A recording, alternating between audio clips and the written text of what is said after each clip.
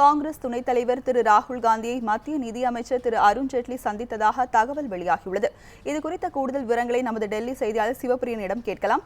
சிவபிரியன், இந்த சந்திப்பு எப்போது எங்கு நடைபெற்றது? இதில் விவாதிக்கப்பட்ட அம்சங்கள் குறித்து சொல்லுங்க. அதாவது ராஜலட்சுமி, இந்த சந்திப்பானது நேற்று இரவு ராகுல் காந்தி அவர்களுடைய துக்ளக் லேன் இல்லத்தில் நடைபெற்றதாக தகவல்கள் தெரிவிக்கின்றன. அதாவது நிதியமைச்சர் அருண் ஜேட்லி அவர்கள் ராகுல் காந்தியை நேற்று இரவு சுமார் 1 மணி நேரம் சந்தித்து பேசியிருக்கிறார். காங்கிரஸ் மற்றும் பாஜக தரப்பில் இது மரியாதை நிமித்தமான சந்திப்பு, அவர்கள் தங்களுடைய குடும்ப விஷயங்களை மட்டும்தான் விவாதித்தார்கள் என்று கூறப்படுகிறது. ஆனால் பாராளுமன்ற மழைக்கால கூட்டத்தொடர் இன்னும் 1 வாரத்தில் கூடவிருக்கும் நிலையில் அருண் ஜேட்லி அவர்கள் ராகுல் காந்தியை சந்தித்திருப்பது மிகவும் அரசியல் முக்கியத்துவம் வாய்ந்த ஒரு நிகழ்ச்சியாக கருதப்படுகிறது. தவிர இது ஒரு தனிப்பட்ட முறையில் அவர்கள் சந்தித்ததாக யாரும் நினைக்கவில்லை, அப்படிப்பட்ட வாய்ப்பும் இல்லை.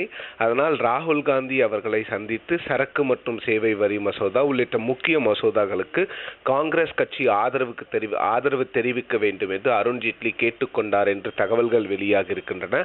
அப்படிப்பட்ட டிஸ்கஷன்ஸ் தான் அவங்க 2 பேருக்கு நடுவில் நடந்திருக்க கூடும் என்று அரசியல் விமர்சகர்கள் கூட கூறுகிறார்கள்.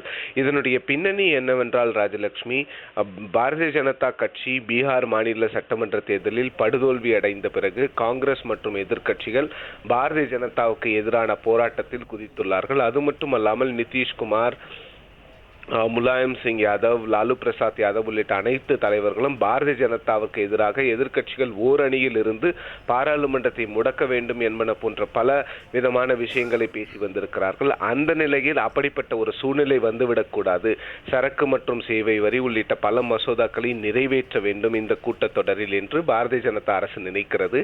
அதன் ஒருபடியாக காங்கிரஸ் கட்சியின் துணைத் தலைவர், அதாவது காங்கிரஸ் கட்சிக்கு பாராளுமன்றத்தில் முக்கிய அந்த அட்வைஸ் கொடுக்கிறது, அனைத்து விஷயங்களிலும் ராகுல் காந்தி முன்னிலையாக இருக்கிறார். அதனால் ராகுல் காந்தியை சந்தித்து அவரிடம் முறையிடுவோம், அவரிடம் ஆதரவு கோருவோம் என்று பாரதிய ஜனதா கட்சி முடிவு செய்ததாகவும் அதன் பிறகுதான் அருண் ஜேட்லி அவர்கள் மற்ற காங்கிரஸ் தலைவர்களை சந்திக்காமல் நேரடியாக ராகுல் காந்தியை சந்தித்திருக்கிறார்.